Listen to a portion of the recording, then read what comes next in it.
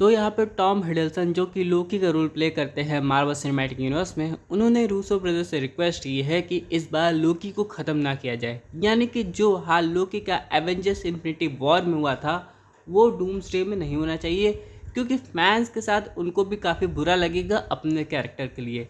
लेकिन इससे एक चीज़ तो कन्फर्म होती है, यहाँ पे लोकी का काफ़ी प्रोमिनेंट रोल होने वाला है, जिसकी वजह से एक चीज़ तो और तय है कि यहाँ पे उसका सेक्रीफाइस हो सकता है। लेकिन अगर रूसो ब्रदर्स चाहे तो ऑडियंस को खुश करने के लिए उसको परमानेंटली गायब नहीं करेंगे, बल्कि टेम्परेली उसको घायल करके वापस बुला सकते हैं। हालांकि अभी रिसेंटली इंटरनेट पे कुछ कॉन्सेप्ट आर्ट रिवील हो रहे हैं। कुछ लोग कहते हैं कि एआई के थ्रू बनाया गया है, कुछ लोग कहते हैं रियल है, लेकिन फिर भी इस पर एक नज़र डालते हैं जो कि लग रहा है डूम्सडे की है। जिससे एक चीज़ और कंफर्म होती है, शायद जॉनथन मेजर्स का कैंग वापस आ सकता है, क्योंकि मार्वल को लग रहा है कि कैंग के पोटेंशियल को वेस्ट किया जा रहा है उसे बिल्कुल गायब करके।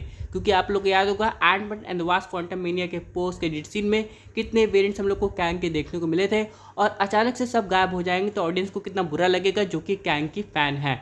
तो यहाँ पे हम लोग इस कॉन्सेप्ट आर्ट को ध्यान से देखें तो ये हम लोग को 2012 का लोकी दिखाई दे रहा है, और ये जो कैंग है ये सीधे हम लोग को क्वांटममेनिया वाला कैंग नज़र आ रहा है, और पीछे हम लोग को एसगार्ड भी दिखाई दे रहा है, जो कि एक बात तो तय करता है कि किसी ऑल्टरनेट टाइमलाइन या यूनिवर्स का चीज़ है। और यहाँ पे कैंग एक एक करके सबको कॉन्कर करने की कोशिश कर रहा है, और इस वक्त शायद कैंग का सबसे बड़ा दुश्मन लोकी है, क्योंकि वो उसके वेरिएंट को रिमूव करके एक तरीके से गॉड ऑफ टाइम बन गया है। और आप लोग को याद होगा कि सीजन 2 में क्या हुआ था, जहाँ पे टीवीए का काम था कैंग और उसके बाकी वेरिएंट्स पे नज़र रखना, और हम लोग ने क्वांटममेनिया में देखा था कि उनके वेरिएंट्स कुछ बड़ा प्लान करने की कोशिश कर रहे थे। तो अगर मार्वल वापस उस कहानी को कंटिन्यू करने की कोशिश करता है तो डेफिनेटली इसका कनेक्शन में कैंग, लोकी, डॉक्टर डूम तीनों का काफ़ी मेजर रोल होने वाला है। अब सवाल ये है, क्या जॉनथन मेजर्स का कॉन्ट्रैक्ट मार्वल के साथ दोबारा हो गया है? क्योंकि अगर वो एज अ कैंग आते हैं तो मुझे तो नहीं लगता कि कोई फैन मार्वल को बायकॉट करेगा, क्योंकि मार्वल ने इस एक्टर को एज अ कैंग दोबारा उठा लिया है, बल्कि ऑडियंस इसे देखना चाहती है।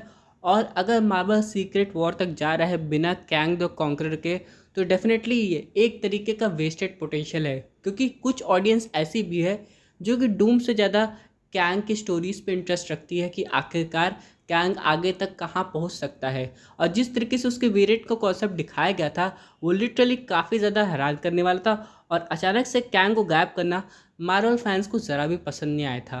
तो मार्वल हाइप बढ़ाने के लिए अगर जॉनथन मेजर्स को दोबारा बुलाता है, हालांकि लोकी का आना तो कन्फर्म है, तो ये एक बहुत बड़ी अचीवमेंट होगी। और देखना ये होगा कि इन दोनों में से कौन पहले लोकी के पीछे आता है उसकी पावर्स को लेने। यानी कि डॉक्टर डूम को भी लोकी की वाली पावर चाहिए और अपने कैंग को भी।